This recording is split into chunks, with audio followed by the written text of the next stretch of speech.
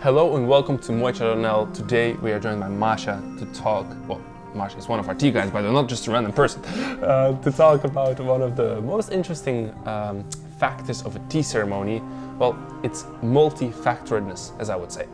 So basically, we're all very different people, right? Yeah. And many different people enjoy tea ceremonies in many different ways. As tea guides, we know all about it because somebody can come in and say, wow, this is a beautiful cup. And somebody else will taste and be like, wow, that's such a beautiful aroma or smell, right? Sure. Yeah, And definitely. how is that for you? Like, what do you enjoy most about your tea ceremony? I think it's for me the specific choice of tea. So I always go for the teas that I want to explore most. For example, like my favorite teas are red teas because they have like such a sweet and very multidimensional taste, but still are something that I very much like.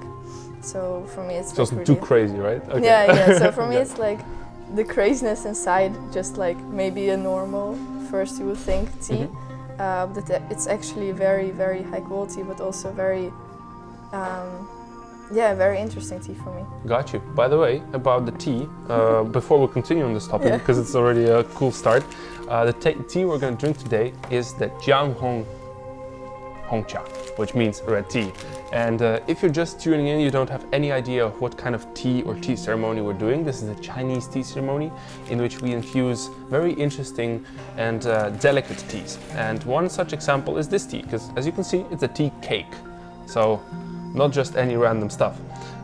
Basically, we'll be infusing it in a Yixing clay teapot to bring out all of those special flavors that Masha just talked about. And also a fun fact, you just don't break it apart like that, you use a special little knife for it. And the way we do that is by just poking inside of this, or inside of your finger if you're not careful. I think this is one of the most hard things to master, right? Whenever we start out. That's why loose leaf tea for me is always like very easy. Because like, you know, those you need to break. And, be careful. I've chosen today to go the extra mile to try and get these teas. But if you don't try, you don't know, right? Exactly. But as our colleague Wei Chen, a fellow tea guide, told us in one of the previous videos, he likes to mix basically the inner and outer parts of the tea cakes because they have different grades of fermentation. And basically that means that you'll get a more rounded taste and aroma, right? So in tea, as you can see, there's never just one right way, luckily for us, as I just messed up the breaking of this tea cake. I mean, in the end, it's about the taste and the experience. Yes, and do you like them stronger, the tea a bit stronger or a bit lighter? What's your preference? Depends on the mood. Depends on the tea, of course. Sure, then I think we'll go from light onto a bit more pronounced. Okay. But we were just on a very great topic, basically which teas you enjoy. For me, tea definitely also has quite a big significance, which tea we're drinking, but what really makes it is the whole experience around it, right? Sure. Because if you would only be drinking tea, it would just be like, you know, you throw it in a teapot, you just wait and have your tea. But here you need to be present, all right? You need to train your skill and train your ceremonymanship, you could say. Do you feel like that was also something you really trained yourself, or how was that for you? I mean, in the beginning for me, it all started with like, you know, tea bags, and then I came to work here, and then it was a whole different thing because I am very much about like aesthetics, and for me it's very important to, you know, even the flow and like always the teaware that I'm choosing, for example, during ceremonies or the cups that I drink from at home. It's always something like the feeling for me. So this tactile feeling is for me something that's really it can change like everything for me during this tea drinking. Got you. Well, I'm happy to hear that because I remember the first 3 months that Masha worked here, she came to work every day, like almost hiding it, but she came to work with a thermos full of Pickwick tea, right? And that was also probably so tactile, right?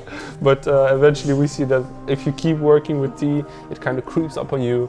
And I believe right now you're kind of ditched that, right? The red teas took me over, Great.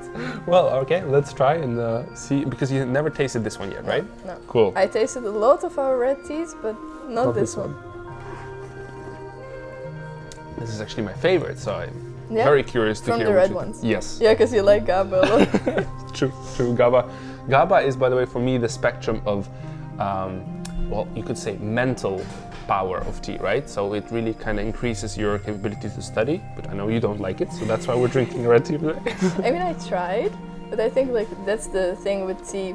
It's really different for everyone. How even the different GABAs taste.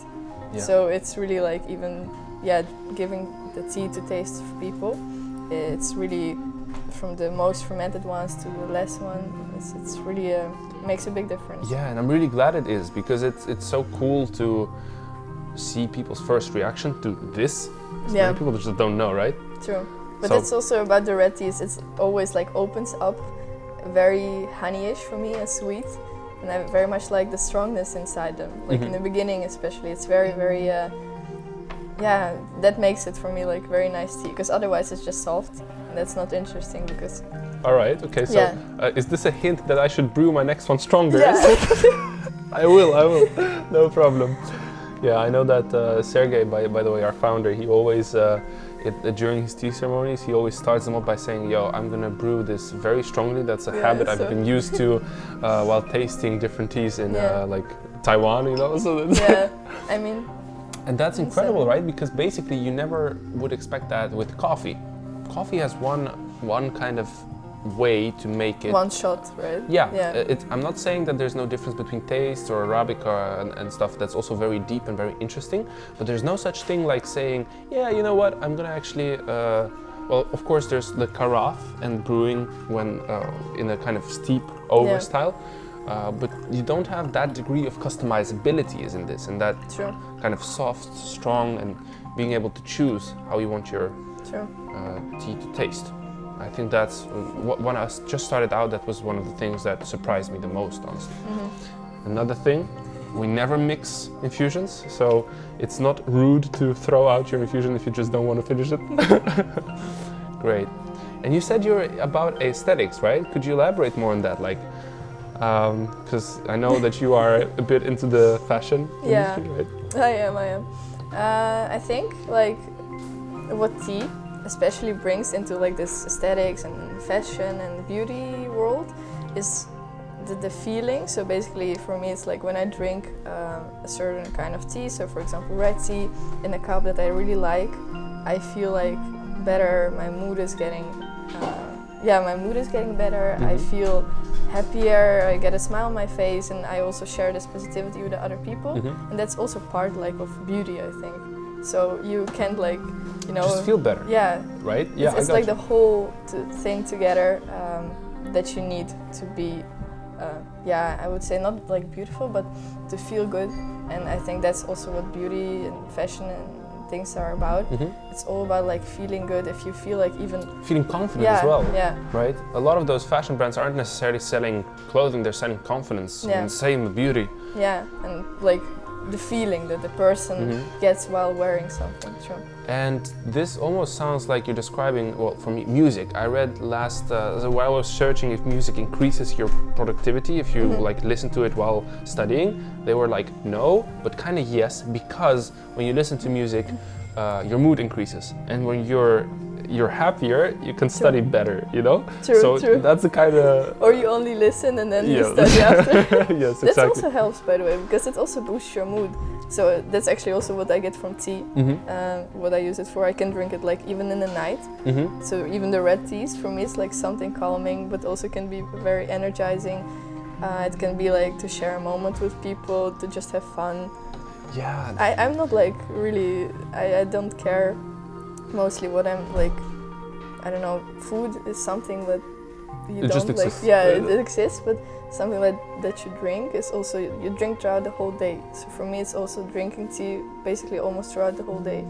And so it needs to be really like something that I really value. It needs to be an experience moment for me. I got you. Yeah, and that's a really cool point. And tea is something that's present a lot in our lives, right? Like a lot of things. And a kind of insight I came on about is that all the things that are present in your life have to be good if there's a lot of them, rather than bad.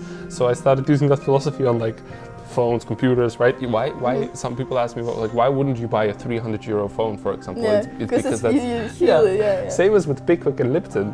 You just want to, if there's something that is a lot of it in your life, you just want it to be a good quality.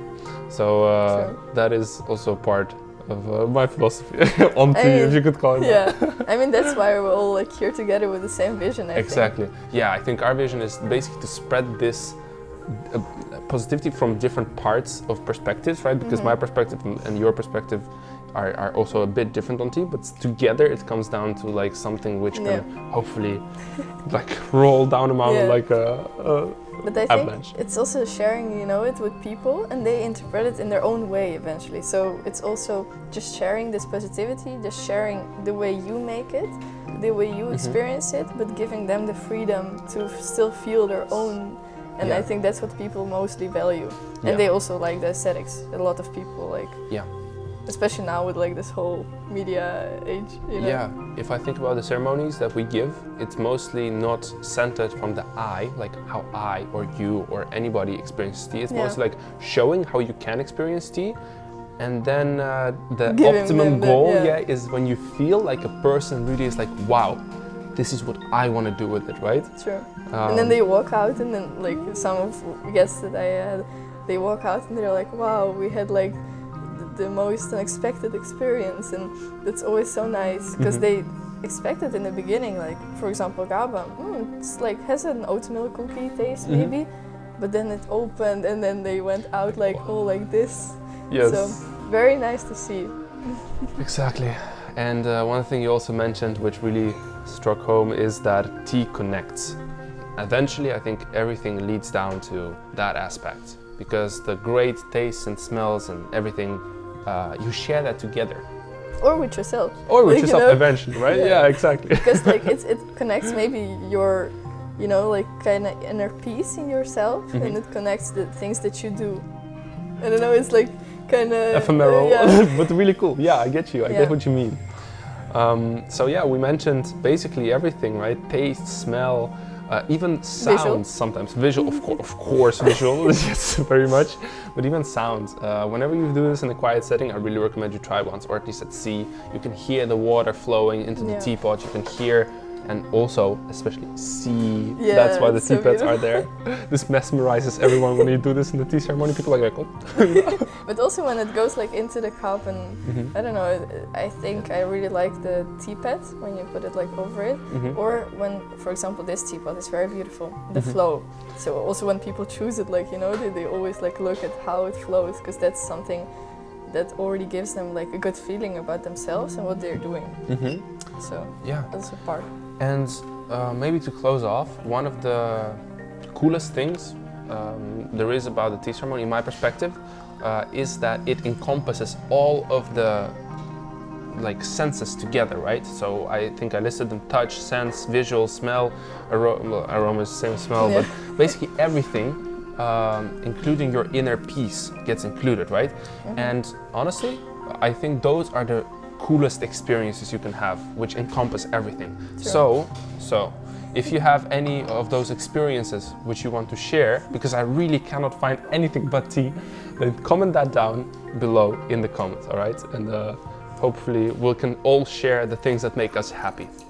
And today we share the thing that makes us happy. Exactly. So with that being said, I would like to thank you very much, Masha, for your perspective. And you, our dear viewers, for watching. If you have any questions, or if you would like to talk with us about tea, you can always hit us up on Instagram or hit us up offline. Give us a like.